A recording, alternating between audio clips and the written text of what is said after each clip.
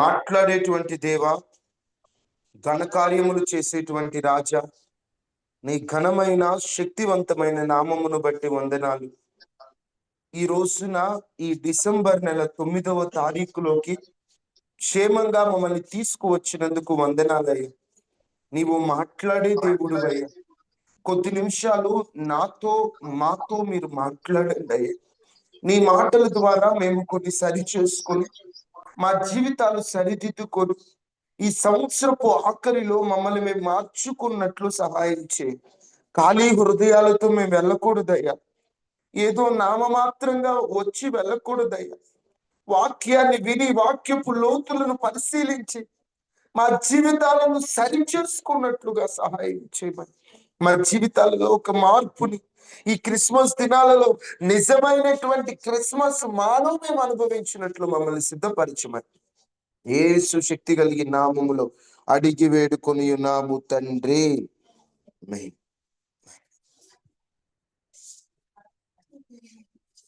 కొద్ది నిమిషాలు దేవుని వాక్యాన్ని మనం ఆలకిద్దాము.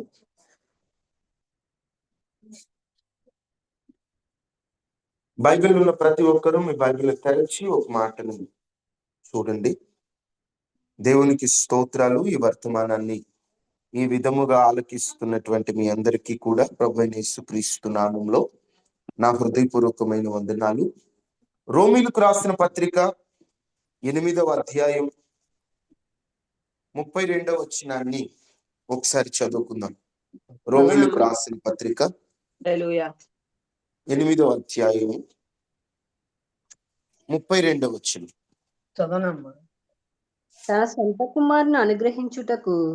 తన సొంత కుమారుని అనుగ్రహించుటకు వెనుదీయక మనందరి కొరకు ఆయన అప్పగించిన వాడు ఆయనతో పాటు సమస్తమును మనకెందుకు అనుగ్రహింపడు. జాగ్రత్తగా దేవుని వాక్యాన్ని పరిశీలిస్తే ఈ రోజుల్లో క్రిస్మస్ అంటే మనకి గుర్తొచ్చేవి సంబరాలు చేసుకోవటం, కేకులు కట్ చేసుకోవటం, స్టార్ పెట్టుకోవడం. ఒకప్పటి కాలంలో క్రిస్మస్ పండుగని 2 రోజులు చేసేవాళ్ళట, 24, 25. తర్వాత 2 రోజులకేం సరిపోతుంది, ఈ పండుగని 10 రోజులు చేద్దామని 15వ తారీఖు నుండి ప్రారంభించారు. 15 నుండి ప్రారంభించాక 15 నుండి ఎందుకు 1 నుంచి చేస్తే సరిపోద్ది కదా అని 1 నుంచి 25 వరకు చేశారు. ఎందుకు 25 రోజులు, ఇంకొక 5 రోజులు వెనక్కి వెళ్తే నెల రోజులు అవుతుంది కదని నవంబర్ 25వ తారీఖు నుండి డిసెంబర్ 25వ తారీఖు వరకు దాదాపుగా నెల రోజులు ఈ పండుగ చేయడం ప్రారంభించారండి. ఈ నెల రోజుల్లో కూడా ఏ ఊర్లో అయినా, ఏ ప్రాంతంలో అయినా, ఏ చర్చిల్లో అయినా సంబరాలు, సంతోషాలు. మన దేశంలో తక్కువే, కానీ పరాయి దేశాలలో అయితే, క్రైస్తవ దేశాలలో వారు ఇంకా గొప్పగా పండుగ చేసుకుంటున్నారు. పండగంటే ఒక సంతోషం, పండగంటే ఒక సంబరం, పండగంటే పిండి వంటలు, పండగంటే కొత్త బట్టలు, పండగంటే ఇల్లు శుభ్రాలు అన్నీ మనకు గుర్తొస్తున్నాయి. మనం చాలా సంతోషంగా పండుగ చేసుకుంటున్నాం. కానీ యేసుక్రీస్తు ప్రభువారు పుట్టినప్పుడు పరిస్థితులు చూస్తే ఈ పరిస్థితికి ఆ పరిస్థితికి చాలా తేడా ఉంది. ఈరోజు మనం సంబరం చేసుకుంటున్నాం, కానీ మొదటి క్రిస్మస్ లో సంబరం కనిపించట్లా. ఏం కనిపిస్తుంది మొదటి క్రిస్మస్ లో అంటే? త్యాగం కనిపిస్తుంది. ఏం కనిపిస్తుంది? త్యాగం. త్యాగం అంటే ఏంటి? రే త్యాగం చేసేవరా నువ్వు అంటారు కదా. అసలు త్యాగం అంటే ఏంటి? త్యాగం అంటే ఏంటి? దానానికి త్యాగానికి ఉన్న తేడా అర్థమవుతుందా మీకు? దానం అంటే ఏంటి, త్యాగం అంటే ఏంటి? నా దగ్గర ఓ 10 యాపిల్స్ ఉన్నాయనుకోండి, ఎవరైనా వచ్చి చెయ్యి జాపినప్పుడు ఒక యాపిల్ ఇవ్వ అంటే నా దగ్గరున్న 10లో ఒక యాపిల్ ఇవ్వడం దానం, అంతేనా? నా దగ్గర 10 రూపాయలు ఉంటాయి, ఎవరైనా వచ్చి 1 రూపాయి ఇవ్వమంటే అది దానం అవుతుంది.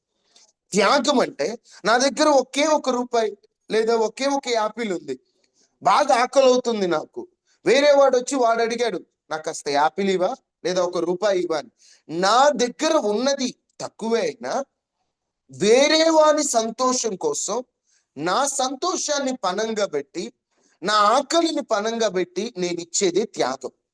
అర్థమవుతుందా? దానానికి త్యాగానికి ఉన్న తేడా. మనకి ఉన్నంతలో ఇస్తే దానం, మనకు లేకపోయినా మన ఇష్టాన్ని చంపుకొని ఇవ్వడమే త్యాగం. దానం వేరు, త్యాగం వేరు. కానీ ఈ మొదటి క్రిస్మస్ అంటే యేసుక్రీస్తు ప్రభువారు పుట్టినప్పుడు ఉన్న క్రిస్మస్ లో త్యాగమే కనిపిస్తుంది. ఎంతగా త్యాగం కనిపిస్తుందంటే ఆ త్యాగాల క్రిస్మస్ గురించి ఈరోజు మనం ధ్యానం చేద్దాం. జాగ్రత్తగా వినండి. చాలా చోట్ల మీరు చూస్తారు, క్రిస్మస్ అంటే పేదోళ్ళకి సాయం చేయటం, దుప్పట్లు పంచటం, చీరలు పంచటం, లేదా ఇంకొకటి ఏదోటి ఇస్తా ఉంటారు. ఎందుకయ్యా అలా ఇస్తారంటే యేసుక్రీస్తు ప్రభువారు పుట్టుకప్పుడు జరిగింది అదే. ఆ త్యాగాన్ని మనం దృష్టిలో పెట్టుకొని మనం ఏదో ఒకటి ఇవ్వాలి. ఎందుకంటే దేవుడు తన కుమారుణ్ణే మనకిచ్చాడట. దేవుడు తన కుమారుణ్ణి మనకిచ్చాడు కాబట్టి కనీసం పేదోళ్ళకి క్రిస్మస్ కైనా సాయం చేయాలని మన క్రైస్తవుల్లో చాలా మంది ఏ పండుగని చెప్పబడిన ఏ పండుగకి చేయనంత సాయం క్రిస్మస్ కి చేస్తా ఉంటారు. క్రిస్మస్ అంటేనే త్యాగం. త్యాగం అంటే త్యా అంటే విడిచిపెట్టుట, గం అంటే నాకిష్టమైనది. త్యాగం అంటే నాకిష్టమైనది వేరొకరి ఇష్టం కొరకు విడిచిపెట్టడమే త్యాగం. బైబిల్ గ్రంథంలో కొన్ని త్యాగాలు చూద్దాం. ఉదాహరణకు చూస్తే మనం ఇప్పుడు చదువుకున్నటువంటి మాట, దేవుడు తన సొంత కుమారుణ్ణి అనుగ్రహించుటకు వెనుదీయక. దేవుడట పరలోక రాజ్యంలో తన సొంత కుమారుణ్ణి పంపించాడంట. వాస్తవంగా చెప్పాలంటే యేసుక్రీస్తు ప్రభువారు వేల కోట్ల దేవదూతలతో స్తోత్రం స్తోత్రం స్తోత్రం అంటే ఆయన సింహాసనం మీద కూర్చొని అందరి స్తోత్రముల మీద ఆయన ఆసీనుడు.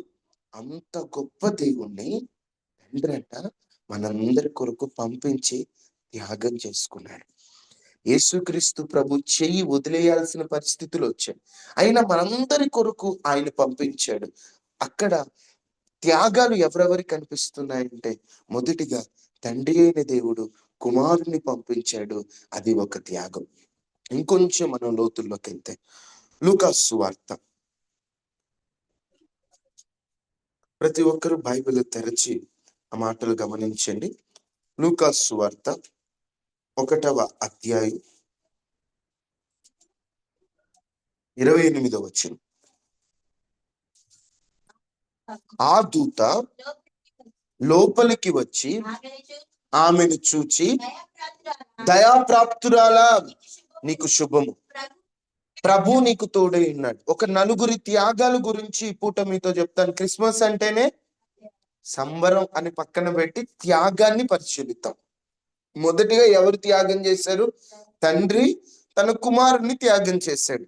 రెండో మాట నుండి మీకు క్లుప్తంగా వివరిస్తాను. తర్వాత ఎవరు త్యాగం చేశారు అంటే మరియమ్మ గారు త్యాగం చేశారు. మరియమ్మ గారు మనందరి కోసం త్యాగం చేశారని మనందరికీ తెలుసు. కానీ కొంచెం లోతుగా పరిశీలిస్తే ఒక యవనస్తురాలండి. పప్పన్నాలు అయిపోయాయి, నిశ్చితార్థం అయిపోయింది. నిశ్చితార్థం అయిపోయి ఇంట్లో ప్రార్థన చేసుకుంటూ ఉంటే దేవదూత కనిపించి మాట్లాడారు. వాస్తవంగా చెప్పాలంటే ఆ కాలములో 400 సంవత్సరాల నుండి దేవదూత మాట్లాడట్లేదు. 400 సంవత్సరాల నుంచి ప్రవచనాలు లేవు. 400 సంవత్సరాలు చీకటి కాలం అది. దేవదూత మాటలు లేవు, దేవుడు మాట్లాడింది లేవు. అసలు సైలెంట్గా ఉన్నాడు దేవుడు. వాళ్ళు ఏదో ప్రార్థనలు చేస్తున్నారు, మందిరాలకు వెళ్తున్నారు, కానీ ఒక్క జవాబు దేవుని యొద్ద నుండి రాలా. అది చీకటి కాలం. ఆ చీకటి కాలంలో దేవదూత వచ్చి మరియమ్మతో మాట్లాడుతున్నమాట, నీవు గర్భము ధరించి కుమారుని కంటావు. మరియమ్మ ఎలా గర్భం ధరించిందంటే మనుషులు మనం ఎలాగా పుట్టామో అలా కాదండి. దేవుడు తన ఆత్మను పంపించడం అంటే తన లోపల ఒక పిండాన్ని పెట్టాడు. పరిశుద్ధాత్మ ద్వారా గర్భం ధరించిందంటే దాని అర్థం ఆమె గర్భంలో ఒక పిండం తయారైంది. ఆ పిండమే యేసుక్రీస్తు ప్రభువారు. ఆమె దగ్గరకు వెళ్ళి దేవదూత పలికిన మాట, నువ్వు గర్భం ధరించి కుమారుని కంటావు అన్న వెంటనే ఆ ప్లేస్ లో ఉన్నప్పుడు ఎవరికైనా భయం వేస్తుంది కదండి. ఎంత భయపడి ఉంటుందో కదా.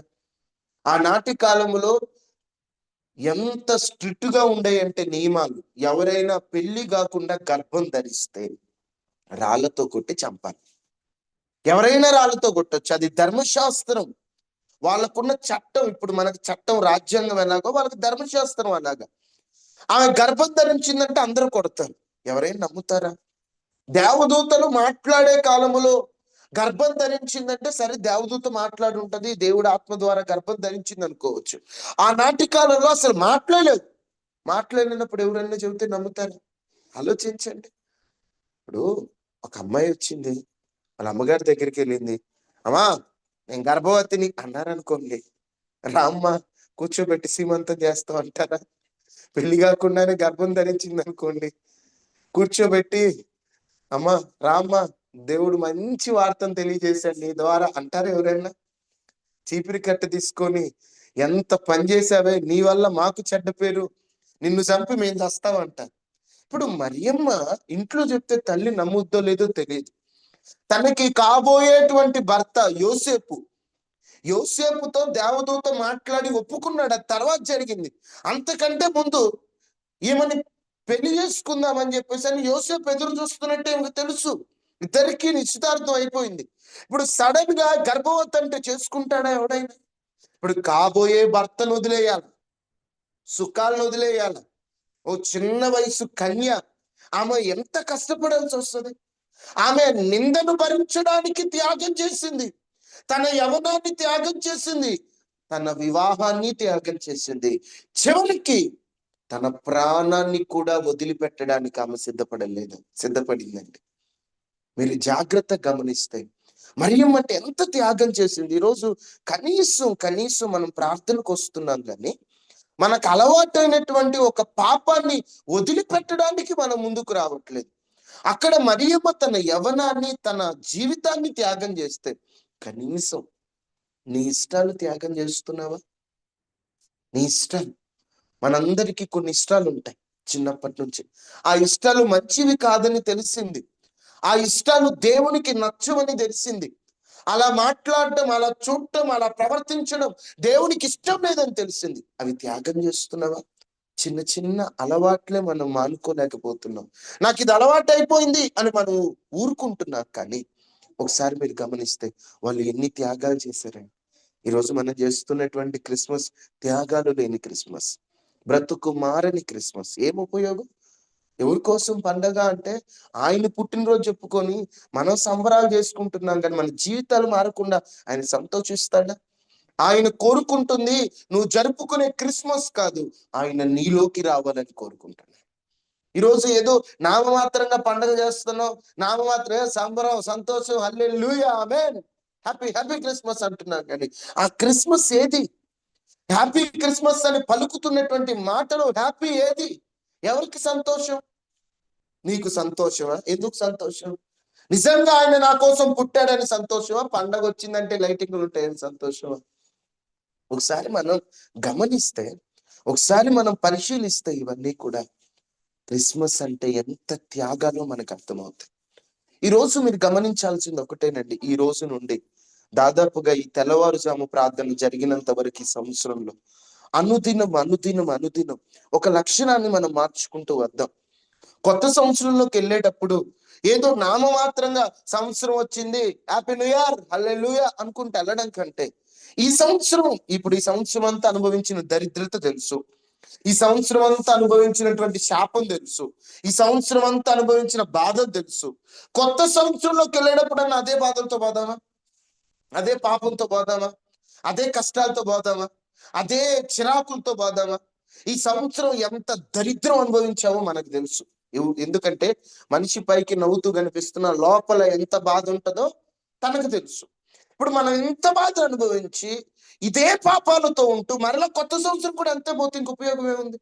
ఈ తెల్లవారుజాము ప్రార్థనల్లో ఏదో వచ్చాము పోయాము అనే దానికంటే ఒకటి మార్చుకోవాలి. ఈరోజు మార్చుకోవాల్సింది ఏంటంటే, నీకు ఇష్టమైంది ప్రభు కోసం నువ్వు వదిలిపెట్టగలవా? నీకు ఇష్టమైనటువంటి పాపంలో కొన్ని మనకి ఇష్టమైనవి ఉంటాయి, వాటిని ప్రభు కొరకు మనం వదిలిపెట్టడానికి ముందుకు వస్తున్నామా? ఒకసారి మీరే ఆలోచించండి. ఆమె ఎన్ని వదిలిపెట్టిందండి క్రిస్మస్ కోసం? మరియమ్మ గారు తన యవనం, తన ప్రాణం, నిజంగా సొంత తల్లే నువ్వెందుకు గర్భం ధరించావు అని చంపొచ్చు, కొట్టొచ్చు. అయినా కూడా ఆమె త్యాగం చేసేసింది క్రిస్మస్ కోసం. ఏమంది చివరికి? ఇదిగో నీ ప్రభు దాసురాలు, నీ మాట చొప్పున నాకు జరుగును గాక. నీ ప్రభు దాసురాలు, నువ్వేం చెప్తా జరగాలి నాకు, ఇంకంతే. ఈరోజు మనకు ఆ మనసు ఉందా? ఈరోజు మనం అలా ఉంటున్నామా? ఒక్క మరియమ్మ క్రిస్మస్ వస్తే మరియమ్మ అంటున్నావు, కానీ ఏమి నేర్చుకుంటున్నావు మరియమ్మ ద్వారా? ఆమె త్యాగం చేసింది తన జీవితాన్ని. రాళ్ళతో కొడతారని ఆమెకు తెలిసినా కూడా ఆమె సైలెంట్ గా నీ చిత్తమే జరగాలని దేవదూతతో అనింది. ఆమెకు ఆలోచన రాలేదా? మామూలుగా వయసు పిల్లలకి, ఆడవాళ్ళకి ఆలోచన వల్ల ఎక్కువ అన్నీ వచ్చేస్తాయి ఆలోచనలు. అప్పుడు వెంటనే దేవదూత చెప్తుంటే ఆలోచన వచ్చుంటది కదా, అమ్మో నాకు ఒక భర్త ఉన్నాడు, నేను గర్భం ధరిస్తే నేను ఒప్పుకున్నా, ఆయన ఒప్పుకోడు కదా, అవసరమైతే ఆయన వదిలిపెట్టాల్సి వచ్చిద్దేమో అని కూడా. ఏ జరిగిన పర్లా నా దేవుని కోసం నా ఇష్టాన్నైనా నేను వదులుకుంటానని ఒక త్యాగం. తర్వాత చూస్తే ఎలిజబెత్ అని ఒక ఆమె అనిపిస్తుంది. మంచి పరిచర్య చేశారండి వాళ్ళు, మంచి సేవకులు. ఎలిజబెత్ వాళ్ళ ఆయన ఎవరు? జకరియా ఎలిజబెత్, మంచి పరిచర్య. కానీ ఎంత పరిచర్య చేసినా ఆమె గొడ్రాలండి. గొడ్రాలుగా ఉన్నప్పుడున్న బాధ గొడ్రాలకే తెలుస్తుంది. ఎందుకంటే ఎవరైనా పెళ్ళైతే సంతోషంగా ఉన్న భార్య భర్తలకు ఉన్న కోరిక ఏంటంటే పిల్లలు కావాలి, నేను నా పిల్లలు, లేదా నేను నా భర్త నా పిల్లలు సంతోషంగా ఉండాలి. ప్రతి ఆడమనిషికి కోరిక ఉంటుందా ఉండదా? ఉంటది కదా. ఇప్పుడు ఎలిజబెత్కి పెళ్ళయింది జకరియాతో, చూస్తున్నారు ఈ సంవత్సరం అయినా కాను పొందిద్దేమో, ఈ సంవత్సరం అయినా కాను పొందిద్ది. ఇన్ని సంవత్సరాలు గడిచిపోతున్నాయి కానీ కాను పొందట్లా. కానీ సంవత్సరాలు గడిచిపోతున్నా, కార్యము జరగకపోయినా దేవుని సేవ ఆపలేదు అక్కడ వాళ్ళు. ఎన్ని సంవత్సరాలు అవుతున్నా కూడా అందరూ అనుంటారము, తెగ పరిచర్య చేస్తున్నారే మీరు, మీకేది గర్భం తెరవబడలేదు, ఇంకా మీరు భలే చదువుతున్నారే వాక్యాలు, ఏది మీకు జరగల కార్యం అనుంటారా లేదా? జకరియా ఎలిజబెత్ అయినా కూడా దేవుని చిత్తం మాదేమి లేదని, యేసుక్రీస్తు పుట్టడం కోసం ఆమె దాదాపుగా ఎంతో కాలం గొడ్రాలుగా ఉందండి. ఎలిజబెత్ గొడ్రాలుగా ఉంది. ఆమె పిల్లలు ఇప్పుడు యేసుక్రీస్తు ప్రభు వచ్చే కాలం వరకు ఆమె గొడ్రాలిగానే ఉంటూ తన జీవితంలో ఉన్నటువంటి యవన ఆనందాలన్నీ వదిలేసింది. అన్ని ఆనందాలు వదిలేసి, అయ్యా నువ్వు ఎప్పుడు ఇస్తే అప్పుడేనయ్యా, అప్పుడు ఇప్పుడు అని నేను అడగను, నువ్వు ఎప్పుడు ఇస్తే నాకు అప్పుడే అని ఆమె తన యవనాన్ని త్యాగం చేసింది. ఈరోజు మన యవనాన్ని మనం త్యాగం చేయాల్సిన అవసరం లేదు, కానీ మన యవనంలో వస్తున్నటువంటి ఆకర్షణలను మనం త్యాగం చేస్తున్నాము. మన యవన వయసులో వస్తున్నటువంటి కోరికలను త్యాగం చేస్తున్నాము. చూడండి ఎలిజబెత్ అమ్మ ఎంత త్యాగం చేసింది. ఎన్ని నిందలైనా ఆమె అనుభవించింది. ఆమె అంటది ఒక చోట పాట పాడుతూ, నేను ఎన్ని నిందలు పడ్డానో, ఎన్ని అవమానాలు పడ్డానో అంటది. ఎందుకంటే ఎన్నో మాటలు పడింది, కానీ త్యాగం చేయలేదా? ఈ త్యాగం మనకు అర్థమవుతుంది కదమ్మా. యోసేపు ఉన్నాడు, ఆ నోట ఈ నోట పడి యోసేపుకు తెలిసింది. దేవదూత మరియమ్మతో మాట్లాడిన వెంటనే యోసేపు దగ్గరికి రాల, చాలా గ్యాప్ ఉంది. యోసేపు ఆలోచిస్తున్నాడు, ఎవరో చెప్పారు, ఇదిగో నువ్వు పెళ్లి చేసుకోబోయే అమ్మాయి గర్భవతి అంట అని. వాస్తవంగా ఎవరైనా ఏం చేస్తారండి? ఆనాటి కాలంలో ఇంకా గట్టిగా ఉండే రూల్స్. వెంటనే పోయి రాళ్ళు తీసుకుని ఆ అమ్మాయిని కొట్టొచ్చు. అలా కొడితే ఈయనకు న్యాయం జరుగుద్ది, లేకపోతే ఈయనకు అన్యాయం జరుగుద్ది. ఇప్పుడు మీకు అర్థమయ్యేటట్టు చెప్పాలంటే, యోసేపు ఉన్నాడు, యోసేపు దగ్గరికి తన ఫ్రెండ్సే వచ్చారనుకుంది, యోసేపు ఏంది నువ్వు పెళ్లి చేసుకోబోయే అమ్మాయి గర్భవతి అంటగా అని. ఇప్పుడు పెళ్లి చేసుకోబోయే అమ్మాయి గర్భవతి అనుకోండి, ఎవరిని? ఆయన అనట, నీ వల్లేనేమో అని ఉంటారు. కానీ ఆయనకు తెలుసు ఆయన వల్ల కాదు, ఎందుకంటే ఆయన ముట్టుకోలేదు ఆమె. అప్పుడు ఆయనకి ఎలా ఉంటది? కొంతమంది ఏమో, అబ్బో నువ్వు ప్రేమించిన అమ్మాయి, నువ్వు పెళ్లి చేసుకోబోయే అమ్మాయి ఎన్నో మాటలు మాట్లాడి ఉంటారండి. ఆయనకి ఏం అర్థం కాదు. సరేలే, ఒక ఆడపిల్లని అవమానపరచడం ఎందుకు అనుకున్నాడు, వదిలేశాడు. ఎంత మర్యాద కలిగినోడు కదా. ఈరోజు కొంతమంది ఆడపిల్లల్ని అవమాన పాలు చేయాలని ఆశించే వాళ్ళు ఉంటారు. కొంతమంది ఈ అమ్మాయిని ఎట్టయినా కూడా నలుగురిలో చెడ్డ పేరు తీసుకురావాలి, ఈ అమ్మాయిని ఎట్టయినా నలుగురిలో చెడ్డని చూపించాలని కొంతమంది తాపత్రయపడుతుంటే, యోసేపు నీతిమంతుడై అవమానపరిచిన వాళ్ళకి. చూడండి ఆ మాట మనందరికీ బాగా తెలిసిన మాటలే, కానీ ఒకసారి ఆలోచించండి. మత్తయి సువార్త 1వ అధ్యాయం 19వ వచనం. ఆమె భర్త అయిన యోసేపు నీతిమంతుడై ఉండి ఆమెను అవమానపరచునొల్లక రహస్యంగా ఆమెను విడనాడా. చూడండి, ఆమెను అవమానపరచడం ఎందుకు? ఒక ఆడ మనిషిని ఎందుకు అవమానపరచాలి? పోనీ మనం వదిలేద్దాం, మనకు రాసి పెట్టేటప్పుడు మనం వదిలేద్దాం. ఎందుకు ఆమెను అవమానపరచడానికి? మర్యాద కలిగినోడండి యోసేపు. నిజంగా ఆయన వదిలేస్తానన్నప్పుడు ఎంతమంది ఎన్ని రకాలుగాను ఉంటారు. రే చెత్తగానోడా, ఎందుకు వదిలేస్తున్నావు? ఆ పిల్లని గోల్ చేయరా, ఆ పిల్లని తప్పు పట్టరా, ఆ పిల్లతో ఇట్ట మాట్లాడరా, ఒరే నీకు బుద్ధి లేదురా అని ఉంటారేమో. కానీ ఎవరేమనుకున్నా ఒక ఆడపిల్ల గోల్ చేయటం ఎందుకు? మనకి రాసి పెట్టలేదు, మనం వదిలేద్దాం. ఆ మంచి మనస్సే దేవుడు చూసుంటాడు. ఈ క్రిస్మస్ లో దేవుడు కోరుకున్న వాళ్ళందరూ కూడా వారెంత మంచి వారిగా ఉన్నారంటే, వారెంత బాగా వాడబడ్డారంటే, వాళ్ళ మనసు ఎంత మంచిగా ఉందంటే, నేను అనుకుంటాను దేవుడు అందుకేనేమో వీళ్ళని కోరుకుంది. యోసేపు ఒక మామూలు వ్యక్తి, చెక్క పని చేసుకునేటువంటి వాడు, ఒక పేదోడు. అలాంటోని దేవుడు ఎందుకు కోరుకున్నాడు? మరియా ఒక కన్య, ఒక పేద కుటుంబంలో పుట్టినటువంటి ఒక స్త్రీ, ఆమెనే దేవుడు ఎందుకు కోరుకున్నాడంటే, వారి మనస్సును, వారి మంచితనాన్ని మనుషులు గమనించకపోయినా దేవుడే గమనించి వారిని కోరుకున్నాడు. దేవుడు చూస్తాడు, మనుషులు పట్టించుకున్నా పట్టించుకోకపోయినా. యోసేపు అవమానపరచల, నలుగురిలో పెట్టి గోల్ చేయలా, ఆడపిల్ల జీవితాన్ని ఆయన బాధ పెట్టల. వదిలేద్దాం అనుకుని నిద్రపోతున్నాడు. దేవదూత వచ్చి కల్లో కనిపించింది. వాస్తవంగా మరియతో దేవదూత ఎలా మాట్లాడారు అమ్మా? మరియతో దేవదూత ఎలా మాట్లాడారు అంటే డైరెక్ట్ గా వచ్చి మాట్లాడారు. యోసేపుతో దేవదూత ఎలా మాట్లాడారు? కల్లో ఇప్పుడు దర్శనానికి కలకున్న తేడా తెలుసా మీకు? నా దర్శనం వచ్చింది అంటారు. దర్శనానికి కలకున్న తేడా ఏంటంటే, మనిషి సోయిలో ఉన్నప్పుడు, మనిషి మేలుకొని ఉన్నప్పుడు తాను చూసేది దర్శనం. మనిషి నిద్రలో ఉన్నప్పుడు తాను చూసేది కళ. ఇప్పుడు మరియతో దర్శనం ద్వారా మాట్లాడా దేవదూత, కళ ద్వారా మాట్లాడా? చెప్పండి. మరియా నిద్రపోతుంటే మాట్లాడా, దర్శనం. ఇప్పుడు యోసేపుకి కళ పవర్ఫుల్లా, దర్శనం పవర్ఫుల్? ఏది బాగా నమ్మొచ్చు? దర్శనం. కళను కబ్బు నిద్రలో ఎన్నో వస్తాయిలేయా, అన్ని నిజం అవుతాయా అనుకుంటాం. దర్శనం అనుకో డైరెక్ట్. ఇప్పుడు మరీని ఎలా దర్శించాడు దేవుడు? దేవదూతను పంపించి దేవదూత ద్వారా అలా మాట్లాడించాడు. ఇప్పుడు యోసేపును ఎలా మాట్లాడాడు?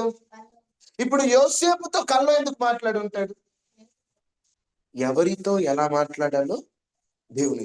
ఇప్పుడు కళ ద్వారా మాట్లాడినా కూడా యోసేపు నమ్ముతాడని దేవుడు అనుకుని ఉండొచ్చు.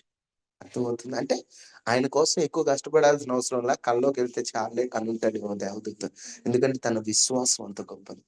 అలాంటోటితో దేవదూత కల్లో మాట్లాడి, దావీదు కుమారుడు అయిన యోసేపు, నీ భార్య మరియని చేర్చుకోవడానికి భయపడి మాకు, ఆమె గర్భం ధరించింది పరిశుద్ధాత్మ వల్ల, ఆమెకు కుమారుని కన్నును, అతనికి ఇమ్మానుయేలు అని పేరు పెడతారు, నువ్వు వెళ్ళు, ఆమె దగ్గరికి వెళ్ళు అని చెప్పిన కల్లో మాట్లాడిన వెంటనే పరుగు పరుగున వెళ్తాడండి. ఇప్పుడు కళ వచ్చి మాట్లాడిన వెంటనే వాళ్ళ అమ్మగారి దగ్గరికి వెళ్ళి ఉంటే, అమ్మా నా కల్లో దేవదూత కనపడి చెప్పాడు, ఇదిగో మరియు పరిశుద్ధాత్మ వల్ల గర్భం ధరించిందంటే వాళ్ళ అమ్మ ఒప్పుకుంటుందా? ఒరే పిచ్చి పిచ్చి కళ్ళు వస్తాయి, రాత్రి అంతా మరీ గురించి ఆలోచించి పడుకొని ఉంటావు, అందుకే మరీ కళ వచ్చింది నీకు అని చెప్పేసి అంటాడు. అవునా కదా? ఏది ఆలోచిస్తే అది కళ్ళు వస్తాయి లేరా? నాకు కూడా చాలా కళ్ళు వచ్చినాయి అని అనేవాళ్ళు. కానీ తన జీవితాన్ని త్యాగం చేశాడండి అక్కడ యోసేపు. అవమానాలు ఎన్నో వస్తున్నా, ఒక మగ మనిషిగా ఎన్నో మాటలు వస్తున్నా, ఏ మాత్రం కూడా ఆ మాటలు పట్టించుకోకుండా ఆయన వెళ్ళి మరియను చేర్చుకొని, మరియ దగ్గరికి వెళ్ళినప్పుడు ఎంత మాటలు మాట్లాడి ఉంటారంటే, రే గర్భం నీ వల్ల వచ్చిందా? కాదు. నీ వల్ల రానప్పుడు నీకేం పనిరా ఇక్కడ అని ఉంటారు. అక్కడ జరిగే పరిస్థితులు, మన చుట్టూ జరిగే పరిస్థితులు మనం ఆలోచిస్తాం. అయినా కూడా పర్లేదు పర్లేదు పర్లేదని ఆమెను ఎంత ప్రేమగా చూసుకున్నాడంటే, చివరికి జనాభా లెక్కల కోసం నజరేతు అని ఆ ప్రాంతం నుంచి వీళ్ళు బెత్లెహేముకు వెళ్ళాలంటే దేశం దాటాల. ఇప్పుడంటే దేశం దాటాలంటే ఫ్లైట్ ఎక్కితే కుయ్య నిలిపోద్ది కాసేపటికి. అప్పటి కాలంలో అలా కాదు కదా. ఎంతో దూరం ప్రయాణించాలి. కనీసం ఒక ఆడ మనిషి, లెగవలేకుండా ఉన్న మనిషి, మన భాషలో చెప్పాలంటే గర్భంతో ఉన్న మనిషిని ఒక్కదాన్నే పంపిస్తారండి ఎవరైనా? తోడు ఖచ్చితంగా ఇద్దరు ముగ్గురైనా ఉంటారు, లేదా ఒక్కరైనా ఉంటారు. కానీ మరియకు తోడు ఎవ్వరు లేరు యోసేపు తప్ప. అసలు నిజం చెప్పాలంటే ఎంత పరిచర్య అండి యోసేపుకి. తను మరియను పట్టుకొని వెళ్తున్నప్పుడు ఎన్నో అవమానాలు, ఎన్నో మాటలు, వాళ్ళు ఏ మాత్రం లెక్క చేయలేదండి. మరియ గాని, యోసేపు గాని, ఎలిజబెత్ గాని, జకరియా గాని, వీళ్ళందరూ త్యాగాలు చేశారు. ఈరోజు మనమేమో సంబరాలు చేస్తున్నాం కానీ వాళ్ళు త్యాగాలు చేశారు. ఈరోజు ఈ ఉదయకాల ఆరాధనలో నువ్వు క్రిస్మస్ కోసం ఏ త్యాగం చేశావు? దేవుడేమి పొలాలు, ఆస్తులు, ఐశ్వర్యాలు ఏమి అడగట్లేదు. కనీసం నేను ఉన్న పాపాన్ని విడిచిపెట్టగలవా? కనీసం ఈ క్రిస్మస్ కైనా నేను బాగా, కొంతమందికి ఒక్కొక్క చెడ్డ అలవాటు ఉంటుంది, కొంతమందికి నిద్రపోతులు అలవాటు. ఒక ఆయన చదువుతున్నాడు, రోజుకి 15 గంటలు పడుకుంటాను నేను. ఇంక నువ్వు మేల్కొని ఉండేది ఎంతసేపు ఉన్నది. ఎందుకంటే ఒక్కొక్కరికి ఒక్కొక్క బలహీనత. కొంతమందికి నిద్ర బలహీనత, కొంతమందికి ఎప్పుడు తిండి బలహీనత, ఉపవాసాలు ఉంటాయి, ఎప్పుడు తింటూనే ఉండాలి. ఒక్క పూట కూడా తినకపోతే వీళ్ళకి ప్రాణం అంతా ఒకలా ఉంటది. ఒక్కొక్క బలహీనత, ప్రతి మనిషికి ఒక్కొక్క వీక్నెస్. కొంతమందికి సెల్ ఫోన్ బానిసలు వీళ్ళు, అది విడిచిపెట్టలేదు. ఏమైనా కూడా ఫోన్ లేకుండా బతకలేదు, అదొక బానిస. టీవీ బానిసలు, సీరియల్ బానిసలు. ఈ క్రిస్మస్ కి నేను దీన్ని వదిలేస్తానయ్యా. ఇప్పుడు అలవాటైనది ఏదైనా వదిలేయడం కష్టం. ఒకటి మనకు అలవాటైంది అనుకోండి, దాన్ని మనం వదిలేయడం అంత సులభం అనుకుంటున్నారా? అలవాటైనది వదిలేయడం చాలా కష్టం. అయినా కూడా నేను దేవుని కోసం వదిలేస్తానయ్యా, నేను దేవుని కోసం పక్కన పెడతానయ్యా. అయ్యా, నా కొరకు దేవుడు పరలోకాన్ని విడిచాడు, తండ్రి తన కుమారుని విడిచాడు, మరియ తన యవ్వనాన్ని పక్కన పెట్టింది. యోసేపు అవమానాలైనా కూడా త్యాగం చేశాడు, ఎలిజబెత్ త్యాగం, ఇంతమంది త్యాగాలు చేసినప్పుడు నేను కనీసం నా ఇష్టాలు త్యాగం చేయలేనా? నేను కనీసం నా సుఖములను త్యాగం చేయలేనా? నేను త్యాగం చేస్తానయ్యా అని ఒక తీర్మానం చేసుకున్న. త్యాగం అంటే నీకు ఇష్టమైనది వేరొకరి ఇష్టం కొరకు వదిలిపెట్టాలి. నీకు ఇష్టమైనది ఏంటి? ఒకసారి నువ్వే ఆలోచించి, నువ్వు బాగా ఇష్టాలు ఉంటాయి, కొన్ని లోపాలు ఉంటాయి, వాటిని విడిచిపెట్టడానికి. ఏదో ప్రార్థన చేసుకుని హల్లెలూయా ప్రభువా క్షమించు ప్రభువా విడిచిపెడుతున్నా అని చెప్పి మళ్ళీ పోయి అదే పాపం చేయకూడదు. నువ్వు ఇక్కడ ప్రార్థన చేసుకుని ఇంటికని ప్రయత్నం చేయాలి. ప్రయత్నం ఎవరి సాయంతో చేయాలి? పరిశుద్ధాత్మ సహాయంతో. ప్రభువా ఇదిగో నేను ఈ టీవీని విడిచిపెడదాం అనుకున్నా, ఈ సెల్ ఫోన్ విడిచిపెడదాం అనుకున్నా, లేకపోతే ఈ పాపాన్ని విడిచిపెడదాం అనుకుంటున్నా, నాకు సాయం చేయని అడిగితే దేవుడు చేయలేదంటే ఏం లేదు. చాలా మందిని నేను చూస్తున్నాను, వాళ్ళు గంజాయి తాగి పనికి మాలిన తిరుగుళ్ళు తిరిగిన వాళ్ళు ఈరోజు అన్ని వదిలిపెట్టారు. వాళ్ళని నేను అడిగింది ఒకటే ఒక ప్రశ్న, మీరు ఎలా విడిచిపెట్టారంటే దేవుడు మాకు సాయం చేశాడు. ఈరోజు చిన్న చిన్న పాపాలే మనం విడిచిపెట్టలేకపోతున్నాం. కొంతమంది పాపంలో మునిగి తేలిన వాళ్ళు కూడా విడిచిపెట్టి తిరుగుతున్నారు. కారణం, వారు దేవుడి సాయంతో వారు విడిచిపెట్టగలిగారు. అందరూ కళ్ళు మూసుకోండి, ప్రార్థన చేసుకుందాం. నువ్వు ఏం విడిచిపెట్టగలవు? ఈ క్రిస్మస్ కోసం ఏం త్యాగం చేయగలవు?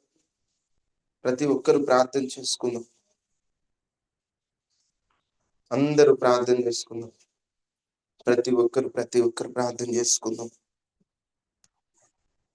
నిజమే, మనం ఏం త్యాగం చేయలేకపోతున్నాం. మన క్రిస్మస్ అంటే సంబరాలు, సంతోషాలు, ఆనందాలు ఇవి గుర్తొస్తున్నాయి, కానీ త్యాగం గుర్తు రావట్లేదు కదా. నిజమే, ఈరోజు మన క్రిస్మస్ అంటే సంతోషం, హ్యాపీ, కానీ మొదటి క్రిస్మస్ లో హ్యాపీ లేదు.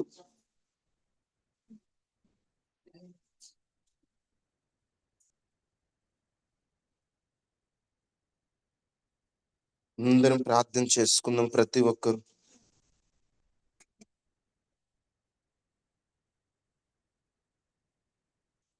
ఒక్కరు ప్రార్థన చేసుకుందాం.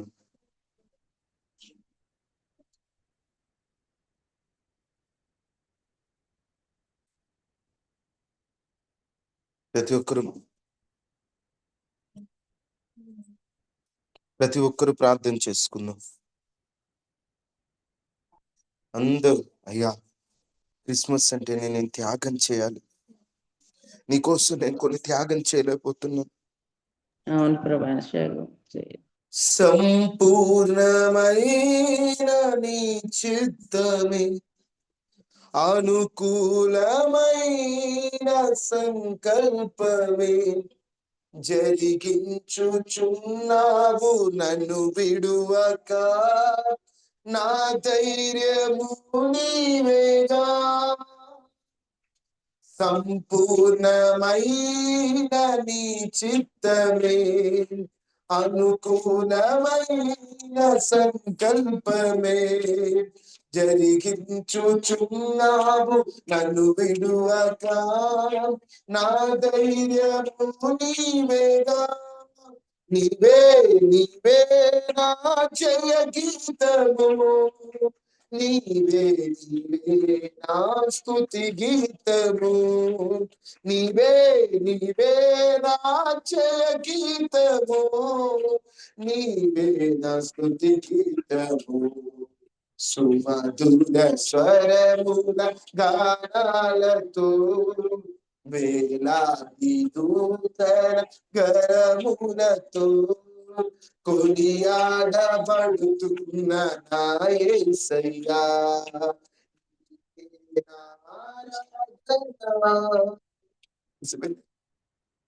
మేము త్యాగం చేస్తాం. సంపూర్ణంగా నీ చిత్తం వాళ్ళు జరిగించి, నిజమే నీ చిత్తం కొరకు ఆనాడు ఎంత త్యాగం చేశారు. మరియమ్మ త్యాగం, ఎలిజబెత్ త్యాగం, యోసేపు త్యాగం. మేమైతే ఏ త్యాగము చేయని వ్యక్తుల్లో, త్యాగమే ఎరుగని వ్యక్తుల్లో నీ కోసం మా ఇష్టాలు వదిలిపెట్టలేకపోతున్నా, నీ కొరకు మా సుఖములను విడిచిపెట్టలేకపోతున్నా. నీ కోసం ప్రభు మా యవనాన్ని మేము మా యవనాకర్షణను విడిచిపెట్టలేకపోతున్నాం. ఏదో నామమాత్రంగా సంబరాల క్రిస్మస్ ఉంది, కానీ మొదటి క్రిస్మస్ లో త్యాగాలే. అయ్యా మీరు మాతో మాట్లాడిన మాటలు బట్టి వందనాలయ్యా. అందరూ ప్రార్థన చేసుకో. మహాపరిశుద్ధుడా, మహోన్నతుడా, దయగలిగిన దేవ, కృపా సత్య సంపూర్ణ నీకు వందనాలు. క్రిస్మస్ అంటేనే త్యాగం అని, మాకు ఉన్నది మా సుఖము విడిచిపెట్టడం అని ఈరోజు మాతో మాట్లాడారు. నిజమే అయ్యా తండ్రి, మాకున్న ఇష్టాలు, మాకున్నటువంటి పాపపు ఆకర్షణలు, నీకు నచ్చనివి మాలో ఏదైనా అది విడిచిపెట్టగలిగిన మనస్సు మాకు కలిగించండి అయ్యా. ఆ మనస్సు మాలో పుట్టించండి అయ్యా. ఆ మనస్సు మాకు కలగాలయ్యా, సహాయం చేయండి. ఎవరెవరైతే ఈరోజు ఉదయకాల ప్రార్థనలో ప్రత్యక్షంగా పరోక్షంగా పాల్గొన్నారు, వారందరినీ దీవించండి. వారి చేతి పనుల్లో తోడుగా ఉండండి, వారి ప్రయాణాల్లో తోడుగా ఉండండి. ప్రతి ఒక్కరి చుట్టూ కంచి వేయండి. వైరస్లు అనారోగ్యాలు ధరించారకుండా కాపాడండి అయ్యా. నీ పిల్లలకు క్షేమాన్ని ఇవ్వండి. ఈ క్రిస్మస్ రోజుల్లో మేమందరం సంతోషంగా ఉండాలయ్యా. మా ఇంట్లో అశుభం ఉండకూడదయ్యా. మీరు మాకు తోడుగా ఉండి నీ కంచి మా చుట్టూ వేయమని, మా ప్రయాణాల్లో క్షేమాన్ని ఇవ్వమని, ఈ ఆరాధనలో పాల్గొన్న వారందరినీ దీవించమని, మీరే ఆశీర్వదించమని యేసు శక్తి కలిగిన నామంలో అడిగి వేడుకొని ఉన్నాము తండ్రి, ఆమేన్. తండ్రి అయిన దేవుని ప్రేమ, కుమారుడైన యేసుక్రీస్తు వారి కృప, పరిశుద్ధాత్మ నిండి సహవాసం మనకి మన కుటుంబానికి ఎల్లప్పుడూ ప్రభు కృప తోడేండును గాక. అందరూ లైన్ లో ఉండండి అమ్మా.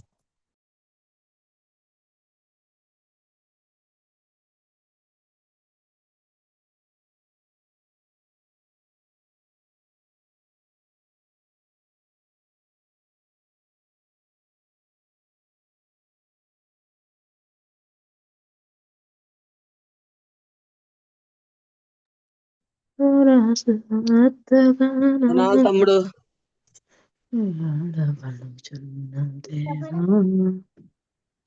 వందనాలు తమ్ముడు.